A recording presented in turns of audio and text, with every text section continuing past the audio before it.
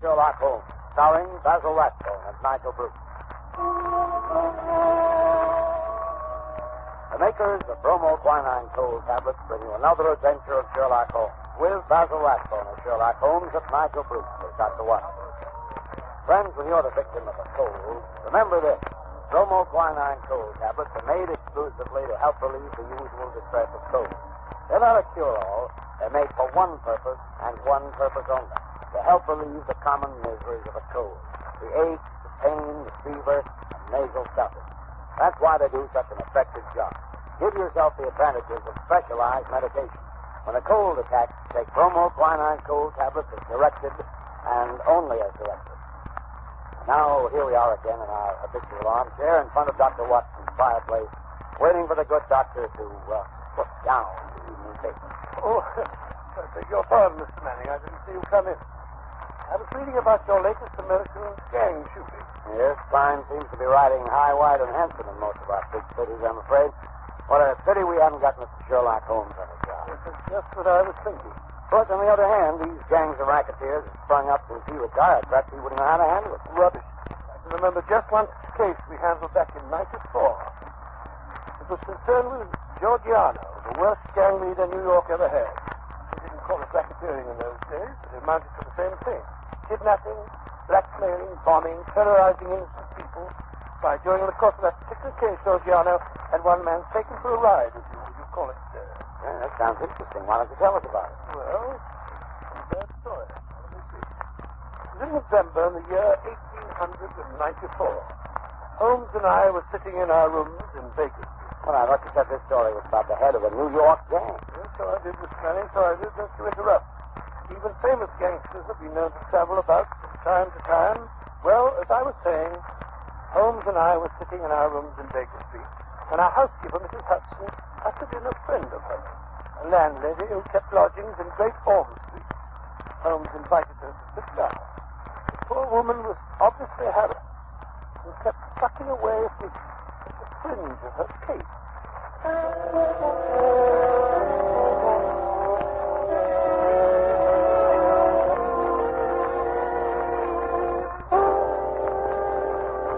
Mrs. Hudson tells me that you've been having some difficulty with the lodger, Mrs. Warren, that's thank you, Manning. No, Mr. Holmes, you shouldn't call it difficulty I'm having. And there was a lodger that was easier to do for. It's just that I don't see him from one weekend to the other. Oh, come now. That's nothing to be uneasy about. My best to Mrs. Warren. If I were your lodger, there would be many occasions when you wouldn't see me for weeks at a time. I work a good deal at night, you know, and do my sleeping by day. Oh, no doubt, Mr. Holmes. But this is different. He never goes out, not even at night. I've waited up to find out. I never see his face, not even when he pays his bills. Not a sign of him ever seen for the last 3 weeks. And how do you know he's still there? Got me trying to get away from something? Oh, it frightens me, Mr. Holmes. I can't sleep for fright. When did this lodger first come to you? 3 weeks back it was. He asked me terms for my 50 shillings a week. You see, there's a fine sitting room and bedroom all complete like at the top of the house. Yes, indeed. Go on. Well, Mr. Holmes, he says to me, I'll pay £5 a week if I can have it on my own terms. He took a £10 note out of his pocket then and then and gave it to me 2 weeks in advance. Then he says he's to be left entirely to himself and never for any excuse are we to disturb him. So he took the rooms and hasn't been out since. Oh, yes, he has, sir. What? But I thought you said that he... Just what it was, sir, that first night. He went out and returned very late. He was all in bed, but I heard him walking up the stairs. And his door shut and locked. Oh, he keeps it locked. And I ain't seen him since. But his meals. How does he get his meals? Well, when he rings, I take a tray up and leave it on a chair outside his door. Then when he rings again, up I goes and takes the tray away empty. If he wasn't anything else, he writes it on a slip of paper and leaves it on the tray. I see. Have you brought any of those bits of paper with you? Yes, Mr. Holmes. There's in 3. Good. Here they are. Uh-huh. When today? Most interesting. Written with a broad, pointed, violet-tipped pencil and printed. Well, what do they say, Holmes? The messages are quite laconic, my dear Watson. Soap, Daily Gazette, and Match. They open up a very pleasing field of intelligent speculation. Suggestive, Watson, very suggestive. The gentleman... Anything very unusual about those papers? No. That's printed. The gentleman doesn't wish Mrs. Warren to obtain a sample of his handwriting. And here, look. On this lip, after the soap, a corner has been torn away. There is evidently some mark, perhaps of thumbprint. might give a clue to the man's identity. Furthermore, the person is undoubtedly a foreigner. Oh, and how do you deduce that? When he writes match, not matches. You must look the word up in the dictionary, which gave only the singular, of course. Now, Mrs. Warren, what's your lodger look like when he came to take the room? Youngish he was, Mr. Holmes, not over 30.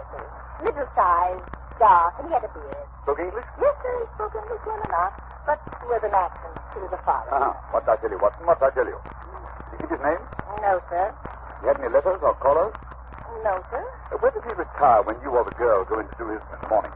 We don't go in, sir. Just for himself. Oh, I see, yes, interesting. And you say nothing has come out of that room? Absolutely nothing? Just 2 burnt matches and a cigarette end. They was on the tray this morning. You brought them with you? Oh, that I did, sir. Mrs. Hudson told me so. You said nothing was too small to take notice of. Mrs. Hudson was right. Sir, here you be. These matches were used to light cigarettes. Steady. How can you tell what the matches were used for? Quite obvious, my dear. Wasn't quite obvious. The shortness of the burnt end. At least half a match is consumed in lighting a pipe or a cigar. Hello. Well. This cigarette is certainly remarkable.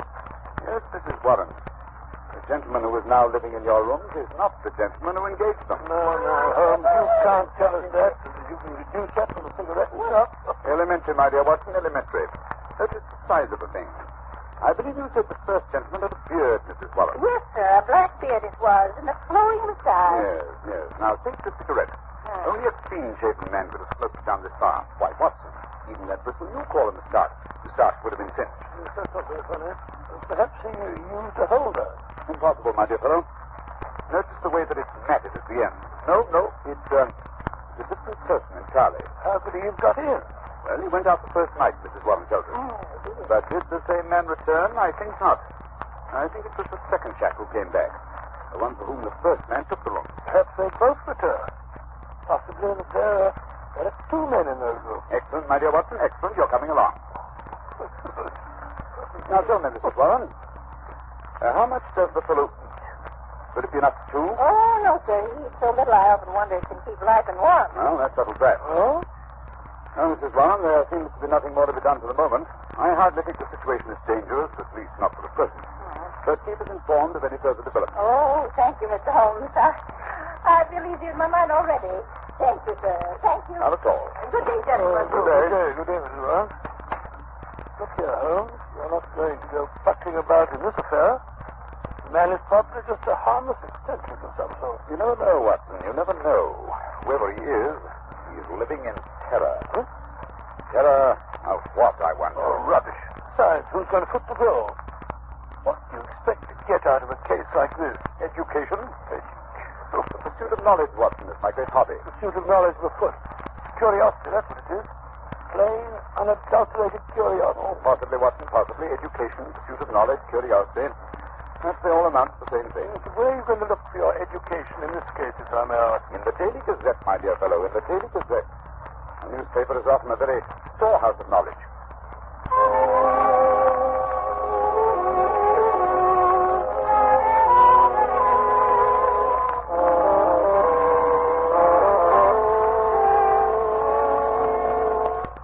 Holmes, every time I look at you, you have your nose buried in a copy of the Daily Gazette. Why the fondness for that yellow rag? Yeah. The Daily Gazette is the paper Mrs. Warren's mysterious lodger asked for, remember? Well, what of it? What can you discover from a common newspaper? The answer is nothing. Nothing at all. Here it is 4 days since we heard of that mysterious gentleman, Mrs. Warren. What have you unearthed? Nothing. Absolutely nothing. You're wrong as usual, my dear Watson. We interrupt this program to bring you a special bulletin from the NBC newsroom in New York.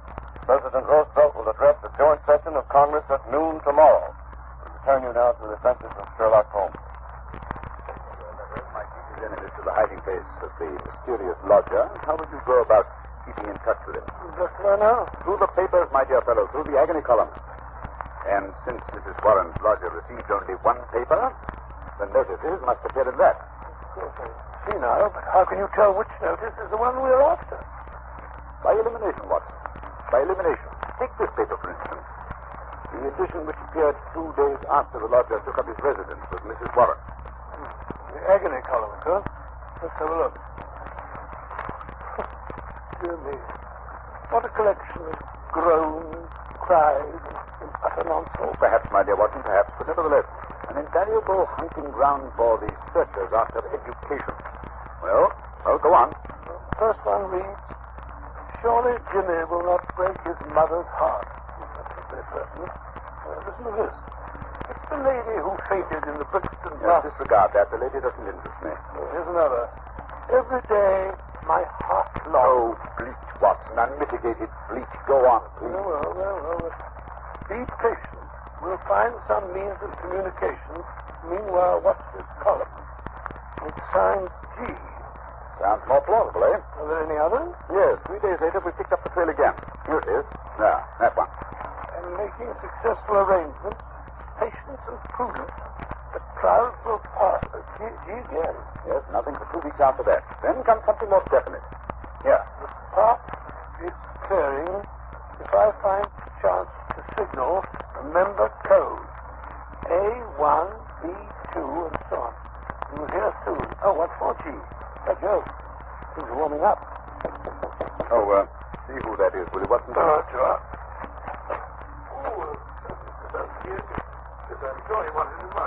Thank you so much. Well. What is it? It's the afternoon copy of the Gazette that has just arrived. This is how to make that order up. Good. See if there's anything in it.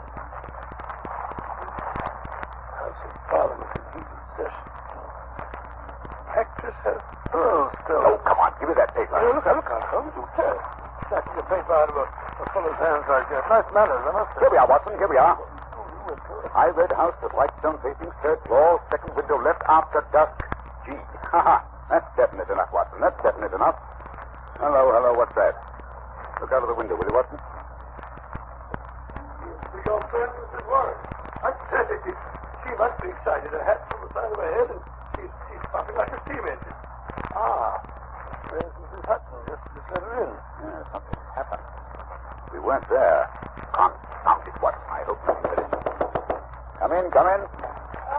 Oh, Mrs. Warren, what's up? oh, Mr. Holmes, sir, I come as best as I could. Well, here, take a chair and get your breath. Oh. No, wait a minute. Sit down. Oh. That's better. Now then, what's happened? It's a police matter, that's what it is. I'll have no more of it, and I won't. I'll pack him out bag and baggage. I'm at the end of my patience, I am. When it comes to knocking my old man about... Mr. Watson, well, tighten him up anyway. Who did that? Well, that's what we want to know. It was around 11 this morning. There was a fog, you remember? Well, I sent Mr. Warren around to get me some money in for the stew we were to have for lunch. Well, he says he got no more than 10 paces down the road when 2 men come up behind him, threw a coat over his head, and bundled him into a cab that was standing beside the curb.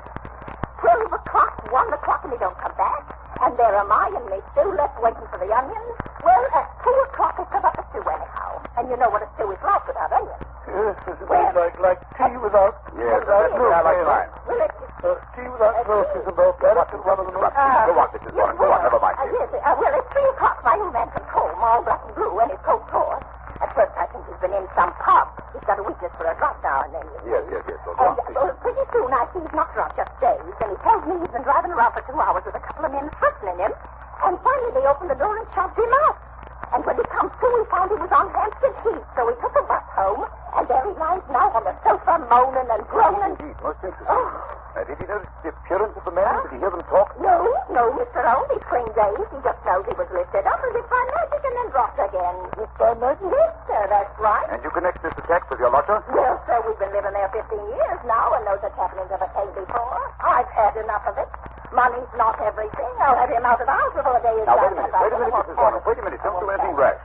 Matters becoming more and more interesting. It's clear that these men mistook your husband to your lodger, and the heavy fog this morning, and when they discovered their mistake, they released him. They threw him out, they did, on his ear. Yes, well, wait a minute. The important thing is that your lodger's enemies have found him. They're on his track. They'll be back. I suggest you return to your home at once, before anything serious has a chance to happen.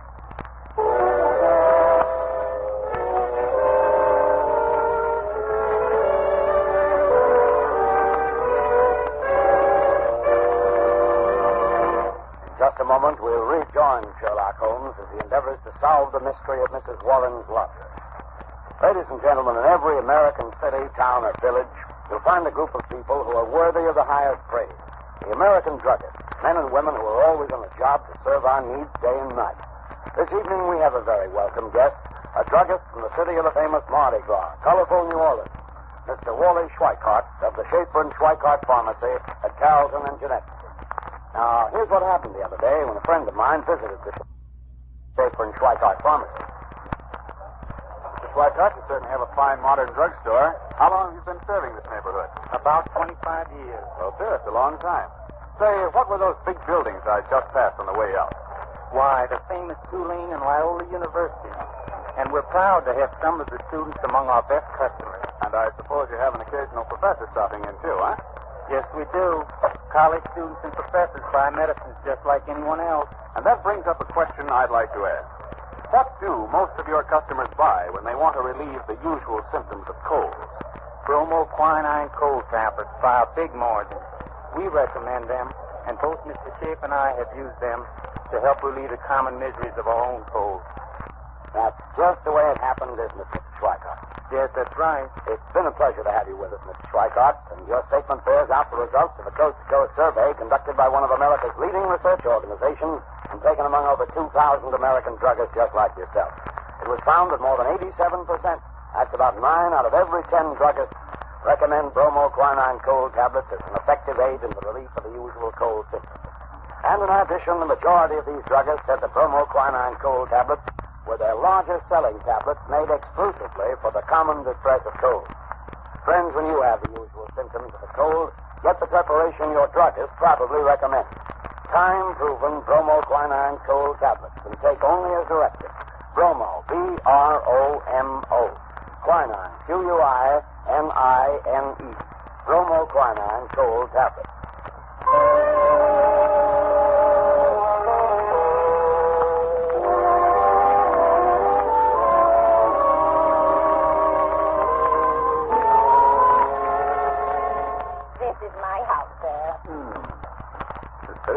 Very tidy indeed.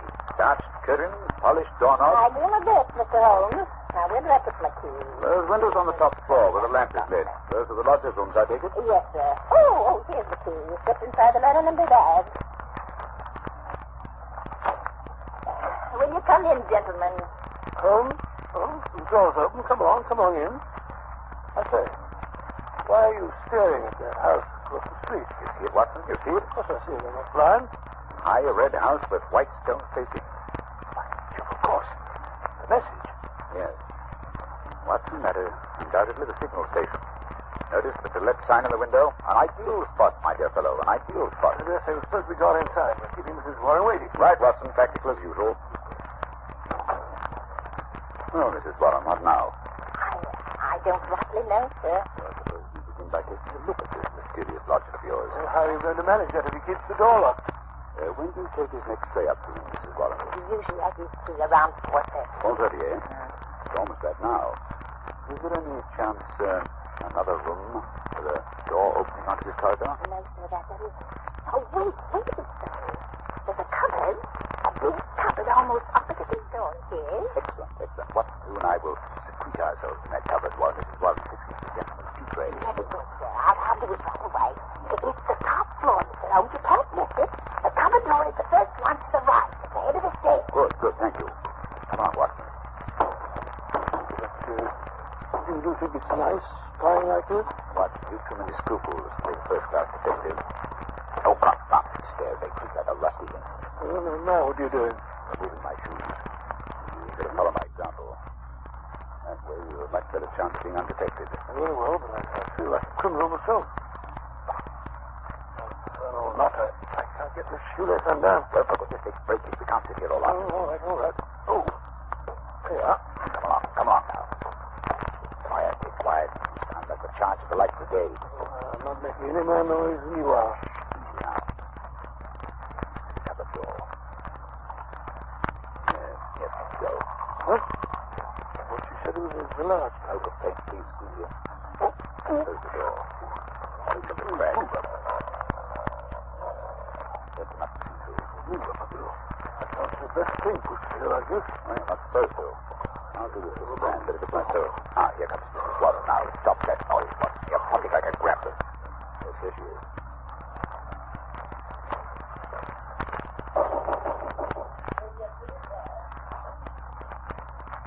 Sit down, chair. Going away. At the door now.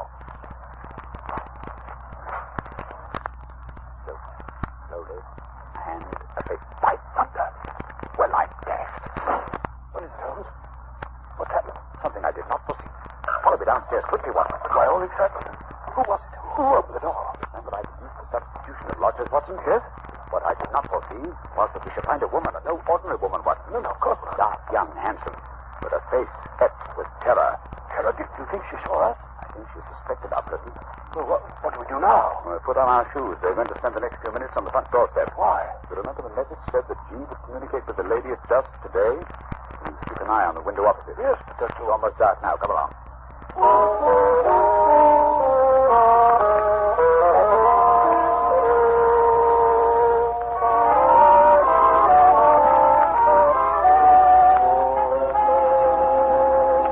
Holmes, we've been here for half an hour.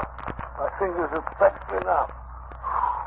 Perhaps your friend has seen us and been scared off. Well, this doorway's too dark. It's more likely that something has happened to prevent his coming. Hold on. There's a light over there now. Yes, I can see shadow. Look, there he is. Pale face. Breathless with pain. He's got a candle. Peering across. Once they're sure she's there. Now we see this flash. A single flash. Stay. Take the message, Willie Watson. So we can check up on each other. Go ahead. T. That was Wait a minute. There's down. Another T. that was the beginning of the second word. Now E. And comes an N. Long one this time. It's another T. An A. It's not. Well, surely that's not all. At 10 Tower. At 10 tonight. That's why we go. I had it. T.A. is the initial. That goes again. Why she got a waist like that? I can't keep up with it. The same message over again. Curious, Watson. Attenta. Must be in cipher home. Not a very obscure cipher, Watson. It's Italian. Attenta means beware. It must be urgent. Very good, Skip. Still the same message. Attenta. Hello. You broke them off. The light's gone out. Someone's broken a window. What's that? Quick, Watson. We must get in there. Something violent is happening.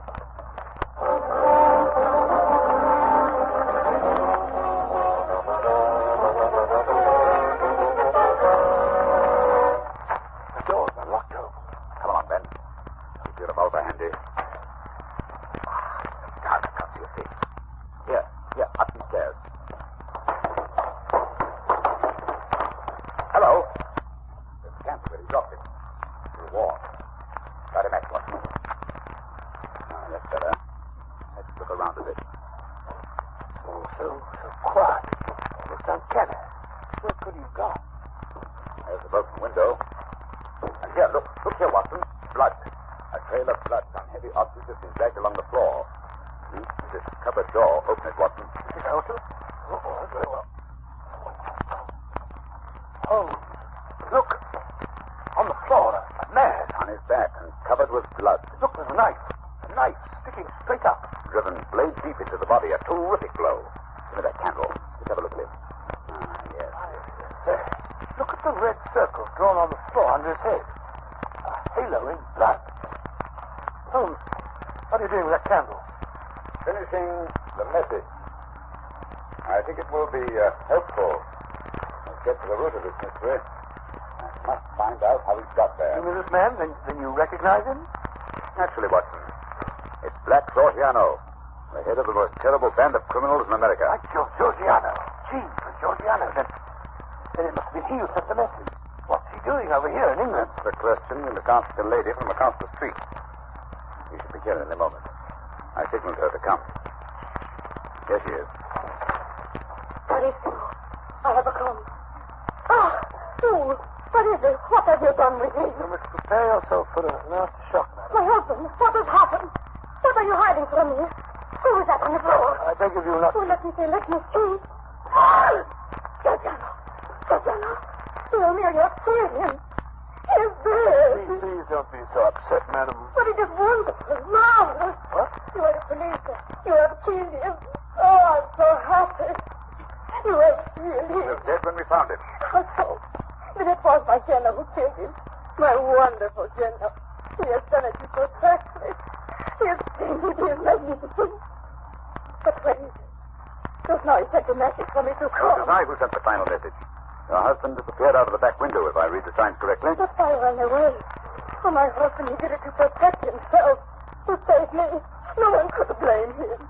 You could not arrest him for that. No. Now that your general is dead, we fear nothing. We are free. Perhaps you'd like to tell us about it. I may be able to arrange matters with Scotland Yard. Geno is my husband. Gennaro Luca. I am Amelia Luca. My husband and I, we live in New York. We are happy until my Geno's brother, he meets this Giorgiano. He was a devil. A monster.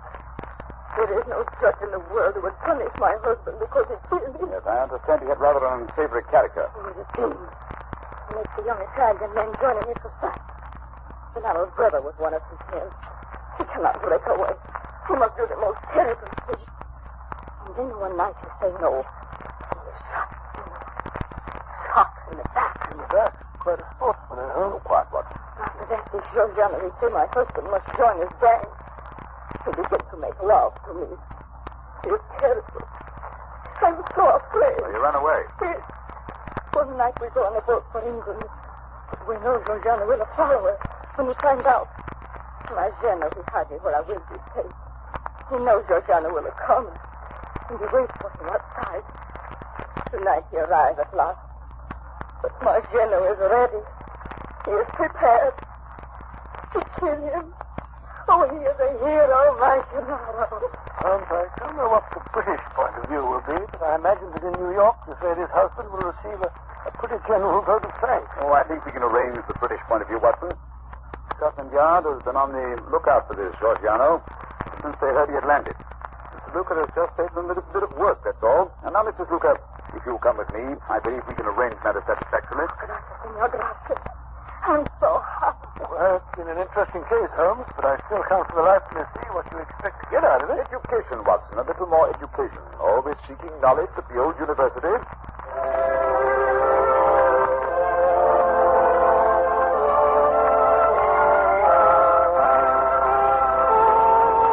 In just a moment, Dr. Watson will be back to tell us about next week's story. Ladies and gentlemen, when colds are prevalent, act wisely. Don't neglect the cold. Rest and avoid exposure. Remember, if neglected, even a so-called light cold may lead to more serious illness. But if a cold attacks with its headache, pain, nasal distress, and fever, take bromoquinine cold tablets. They go right to work to help relieve the usual miseries of a cold. They're specialized medication and they work internally. They bring prompt relief, grateful relief, and they are time-proven. They're known and sold everywhere to help relieve the common discomforts of cold. Yes, you can take them with confidence. So when you have the usual symptoms of a cold, get busy and take bromoquinine cold tablets. Use only as directed, and be sure to get the real thing.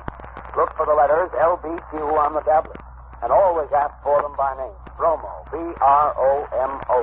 Quinine, Q-U-I-N-I-N-E. Bromoquinine cold tablets. Now, Dr. Watson, what about next week? Well, next week I think I'll tell you an adventure that took me on a wild goose chase halfway across the continent of Europe. A case which Holmes solved by opening a coffin.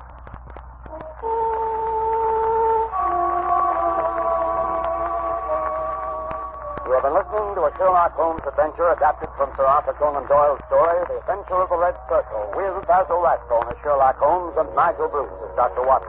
The dramatization was by Edith Miser, musical interludes composed and conducted by Lou Crossmark. This program is presented from Hollywood each week at this time by the makers of bromoquinine cold tablets, prompt relief for cold distress. This is not Manning speaking. Christmas seals are the stamps that help fight tuberculosis.